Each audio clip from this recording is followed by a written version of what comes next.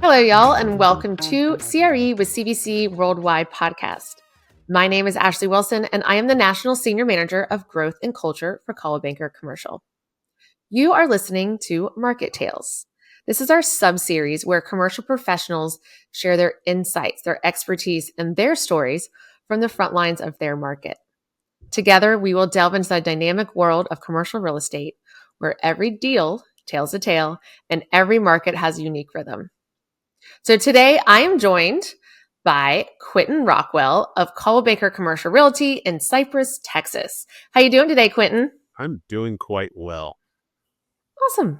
Thank you so much for being a guest on our podcast episode today. Well, this is excellent. This is pretty cool. Yeah. As we start to talk and learn more about Quenton, you'll find out why he is such a good fit for a podcast guest. But first question, I would love to know how you got your start in commercial real estate. Purely accident. It was not intended. It really just happened. My first deal was a residential deal. My second deal was a commercial deal. And some people came to me talking about they had a house to sell, but it was in an unrestricted area, and every other house were businesses. And there was even industrial right across the street. And so I talked to my broker at the time. He said he would only allow me to do it if I partnered with a commercial guy, got me connected with a guy that actually now I'm doing a deal with. So he partnered and then with me on it. And so we just kind of did that for a few years. And I started doing my own. And then eventually I looked down and realized that all my clients were commercial. And so I was like, I will take a hint. And then like Texas real estate or Texas realtors came out with a new program, new designation for commercial. And so I just did that. And I was like, okay, this is my world now. And I like it. Nice. Purely accidental though. Yeah, I love that. The universe knew what you needed. Right. Yeah. So do you have a specialty in your market? Not yet.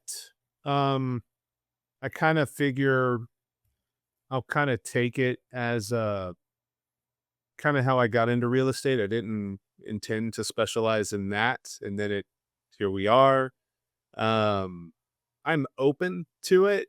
But like I said, the guy that trained me, he doesn't specialize, and he runs on average 320 listings at any given time. And so, I mean, he's doing okay. And so he doesn't, I know there's a lot of people that like that, and I'm not against it. I haven't seen the necessity for me to do that specifically right now. Mm-hmm. I'm open, Right. but yeah. So you are in Cypress, Texas. I had to look that up. I had no idea where that was. So can you tell our listeners where you are in relation to other major cities in Texas, and then also what market you service? Sure. So 2 blocks to the east or southeast is Houston. It's very much, it's a suburb really of Houston. It's, like I said, 2 blocks to the southeast is Houston, city limits. And, so yeah, the greater Houston area really is what I do. I mean, because I have things in various other suburbs and inside, the city. But yeah, mostly since Houston is so huge, mostly it's on the northwest and kind of that western area. I have some on the east side and south side, but majority of it's up here. And because I mean, it's Houston's, it's sprawled out a lot, and I don't think a lot of people understand how big it is, because you can drive 2 hours in one direction and you're still in Houston. Really? Oh yeah. So that I did not know that the city limits were that massive. Well, it may not necessarily be the specific like city limits, but Okay. you're in the ETJ and you're still in a Houston address. Okay. So Wow. yeah, it's huge. It's big. That's incredible. I've never been to Houston. I passed through the airport once for a layover and ended up having to sleep there for a couple hours. That's it. That I need to okay. put that on my list for sure. Oh, yeah, it's huge, and the food, Houston is known for its food, especially in Texas. I mean, there's a Mm. wide variety of international and, I mean, just a wide variety of food. There's some good stuff, and then I've had some things at some restaurants here locally in Cypress that I would not think would be a thing, but it was really good. What? Give me there's an example. macaroni and cheese with, like, hot Fritos, like, crushed up and mixed in with it. Nice. Um, but it was I mean, I was like, "It sounds like it would taste good," but it's not I mean, it's obviously not healthy at all. But yeah, just different things. I mean, there's a lot of Vietnamese restaurants around that are really good. But yeah, I feel like we could totally make this into a food podcast instead of commercial real estate. and that would not Yeah. be good for me because that's I'm starting to get a little hungry. The mac and cheese is interesting. I never liked the hot Fritos, but I love chili cheese Fritos when Yeah, I was younger. So I think that would be a good match. crush All right. them Well, up, so we throw it in there, yeah, give it a shot. in my craft from my Velveeta. Heck Uh, yeah. yeah. Awesome. Well, so we've talked about your market. We talked about how you got into real estate, but just in our earlier conversations, you told me that you're really involved in a lot of your local organizations. So can you share the kind of impact that's had on your commercial business? Oh god. Um, I'm on the board with various things. I'm the local Houston Association. I'm the commercial members I'm the direct board of directors representing the commercial members. I'm on the Texas Realtors board of directors. I'm on the NAR board of directors. Because on the board of directors with the Houston Association, I'm on the board automatically on the board of directors for Comgate, which is their commercial gateway. And then I lead a group called CREN, Commercial Real Estate Network in Houston, and that's just a big networking group. And we work with various other networking groups that are specifically for commercial. And then I'm a tree pat or Texas Realtors Political Action Committee trustee for commercial, and there's only one in Texas, and that's me. And so I have to do a lot in Dallas, Austin, and then San Antonio and South Texas. So yeah, and it's a lot. And ironically, the busier that I've gotten within those different groups, the more business I've gotten, and the busier I've gotten business wise, to where I'm feeding different team members um, different leads, I guess, just because I cannot do it, but I can do it through them and with them and help. And as they're growing in their commercial business, I'm able to work the deal still. And so, yeah, it's just, the busier I get, the busier I get, if that makes sense.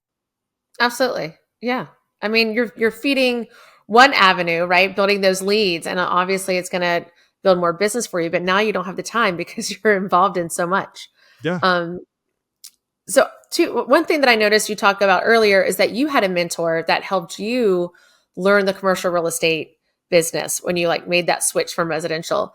And then talking just now, you're talking about the rest of your team where you can work a deal with them. So it sounds like you're also that mentor for others. Oh, yeah. Um, I do that a what do lot. you Good. I think that's really important to have, especially when making that cross too, because residential commercial is such different animals. Yes. Um, so being a mentor and having a mentor, what do you feel is the most important characteristic or process that you need to instill um, in those folks that you're mentoring?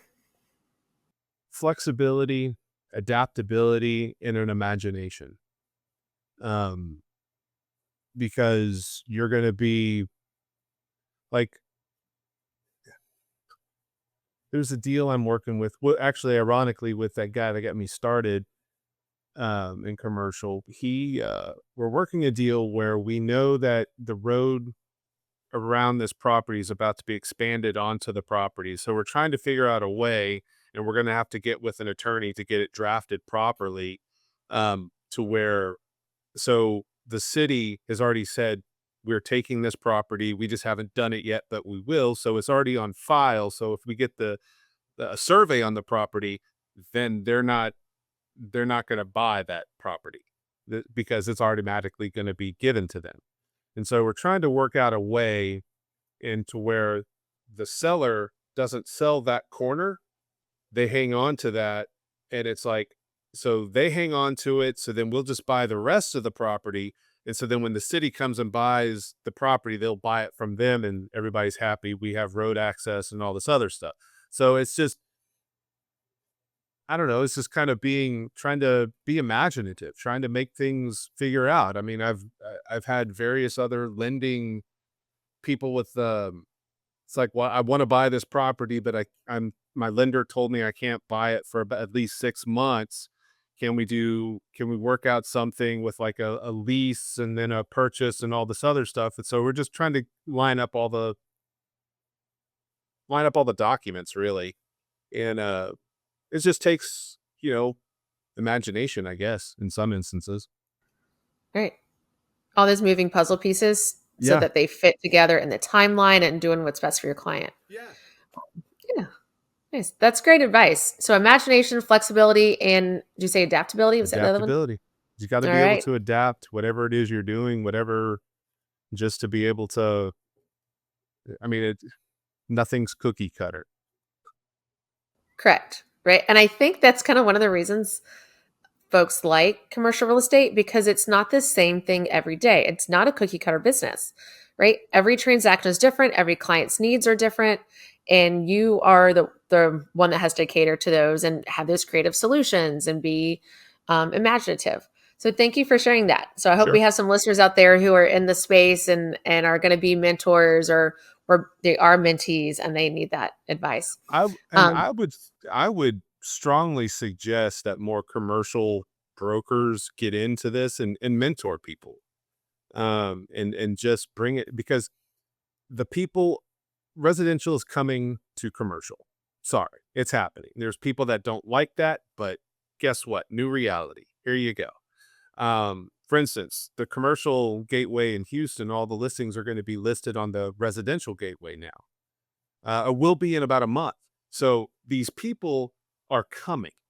So at least get to the point to where they can at least do it right. And so if they're going to come over, that's fine. Let's learn how to do this right together.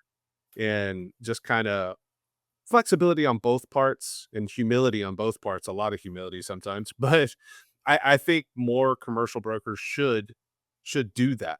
Just mentor people so they're coming. As well make it worth their while, make it right. right. And they already have that client relationship experience and you don't know what kind of clients they already have that can lead to any kind of commercial real estate business too, Yep. from the residential side to the commercial. So we have our next question up. So I would Sure. love for you to tell us a story about a time that you won the business and what you think made it a success. So I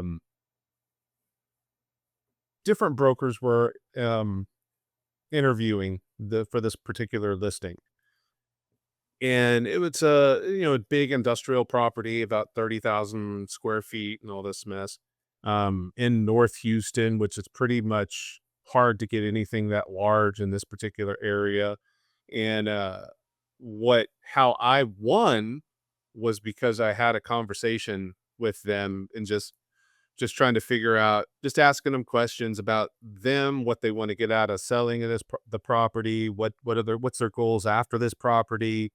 um, you know, in their case, they were trying to reduce their business size and then move closer to home and do their business closer to home. And then they'd been there for 40 years and just all this stuff. And so I just had a conversation. I started asking just different questions, getting to know them just on a personal level. And I mean, come to find out, we have similar faith backgrounds and just various different other stuff. And so I'm just getting to know them, and quite delightful people. And and then I get a call later on. It's like, yeah, we're going with you. I was like, really? Okay, well, that's great. And he goes, yeah, you know, it was down to you and this other guy, and he was great and all, and I would have signed with him, but then his boss came in and tried to do this slick talking big numbers, all this other stuff, and I didn't like that. But I like you. I think you're honest. I was like, well, I appreciate it. And so we signed a deal. Boom, here we are. Isn't it funny how that goes such a long way when you slow down and you ask people about themselves Yeah. and you're like, we're going to be working together. This is not me just doing everything for you. This is teamwork, right? And you need to Yeah. know who you're working with, and you want to have. I mean, you're invested too, just as much as they are. And when they feel like a transaction, it falls flat. No, So absolutely. And yeah, it's like you said, it's a partnership. You're working together, and I don't fit everybody. And I know I don't fit everybody. And I'm not trying to fit everybody. But I mean, I try to fit most people. I'm trying to, you know what I mean? But I'm not everybody's cup of tea. And so yeah, and I understand that. And it's when people try to do that or try to think that they're the end all because they know big words and big formulas and can impress people with their calculator skills. I don't know. It always ends up bad for you. yeah. Well, and you're genuine. This is my second conversation with you when we kind of met a couple weeks ago. And you're very genuine. You don't try to hide who you are. You're not trying to be somebody else. We had a great conversation that first go around. So I can see that. Oh, Yeah. well, congratulations on winning that business just for being who you are. Just be Um, yourself. right? Now, would you be yourself as Quenton Rockwell or Q Rock of Rockwell Nation? Oh, the Nation of Rockwell. It depends, I guess. That was a role that I played for a certain period of time. Um, yes, I've played multiple roles. That was my stage person. That was your stage name when you're in the radio business? Yeah, well, I was Quentin Rockwell back then. Um, but yeah, but then when I did the band thing, touring, all that fun stuff, living in a van with 5 people, it's amazing. Um, it was everybody kinda had I just kinda found the jerk persona. That was my thing is and it really hit me because we were actually playing in a prison, and we were supposed to have all this stage stuff but it was, like, it was some cold snap, and so we had to move everything from outdoors to this indoor thing as everything was frozen outside, so we're inside in this room, and I kid you not, there were microphone here, prisoners here. And I was like trying to play and just kind of pay attention to what I was doing to this. And these couple of guys were just staring at me just there. So I just started staring at them back and I just had fun with that. So I started making just mean, ugly faces at them. And so I just kind of became that guy. And, and then when people would start getting too close to me, I'd kick them. I'd use my foot and just kind of push them back. And, I just really fell in love with that persona. It was fun, like playing the Yeah. villain. Right? And like when you're the villain, you feel like you have more power, kind of, especially when you're on the Freedom. stage. You're protecting your stage, Yeah, don't touch my right? And microphone. yeah, right? You're like, you're going to go to prison. You're going to not leave that prison if someone touches your microphone. Um, for those folks that aren't watching the video, so Quentin was showing how close people were. So his Oh, yeah. microphone's like right next to his mouth, and then not but like 12 inches away was someone's face About, like, watching them 4 perform. 4 of them, 4 inches. and I'm just like, "Oh, okay," and I kept hitting them with my guitar accidentally, not trying to do that. It's just they're right there. And then so I started kind of pushing them, and they actually had fun with it. They were kind of surprised that this long-haired dude would just be all up in their faces, and like when it come time for like have like little yell offs in between like chant type parts and songs, like I'd shove the microphone in their face and just scream at them, and then they would scream. They had fun, and I had fun. It was like this is my person now. This is what I'm gonna do Nice. now. Nice. All right. Well, you have to tell everyone what the name of your band was. The Shiny Darks. Shiny Darks. It sounds like shiny darts with a T, but it's with a K. Yeah. Think of the opposite of shiny, dark. Yes. Shiny darks. Yeah. Nice. And you were the lead man, well, you say you're a guitarist. Are you lead guitarist or you play bass? I originally was just the guitar player, and then the bass player, after we recorded with Sylvia Massey in California, then shortly after, the bass player and the drummer quit, so I got another guitar player, and I was interviewing drummer I'm sorry, I got another drummer, and I was interviewing bass players, couldn't find the right fit, so I just created a monster rig where I play guitar and bass, and it sounded all the same. All right. We're going to throw you a kind of curveball question here. Okay. So, from being in a band and touring with 5 people in a van to go into commercial real estate, what is something that you learned as a musician or as a touring musician that has helped you be a better commercial broker? Oh god, the flexibility and adaptability. That's the Oh, big one okay. There you go. because, I mean, yeah, living in a van with 5 people doing 200 and something days a year, it's a lot of time in a very close proximity, and so you just have to learn to give people space and be flexible and adapt because everything's different. Almost every venue is different. Somebody's trying to screw you at this place, and the people are really cool at this. It's yeah, flexibility, adaptability. That's the big one. Nice. Do you miss it? Do you miss not the touring part, but the performance part? Sometimes, but then it's like you think about just all the hours that you put in for like no money. And it was, Sounds familiar. yeah, right. Yeah. It was not, there are things I did enjoy. I did enjoy the rocking out and the playing and you know, the shows. I enjoyed, the interactions, and I mean it was a punk show, so it was energetic and it was fun. I mean, typically. Um yeah, I miss that part, but just all the stuff going into it. Mm-mm, Yeah. I don't miss it. It's a Yeah. lot of work. Is there anything that you do there locally in Cypress or like the Houston area still with music? I play at my church. All right, there you go. Hey, That's you're getting your fix. yeah, and it's not quite the same. No, no, I bet not. Well, I'm sure there's other musicians in our network, so we're gonna love to find out that we have a bass slash lead guitar player who has touring experience. So next time you're with the network, if you end up going to global conference in March of next year, it'd be great. We could get some kind of like CVC band together. 'Cause I I know just off the top of my head, like 3 or 4 other folks. One guy plays the keyboard. We can work it out. think he knows some Maybe Misfits tunes. right.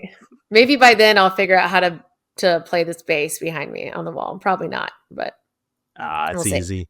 Yeah, slapping the bass. All right. So last question Sure. is for your market.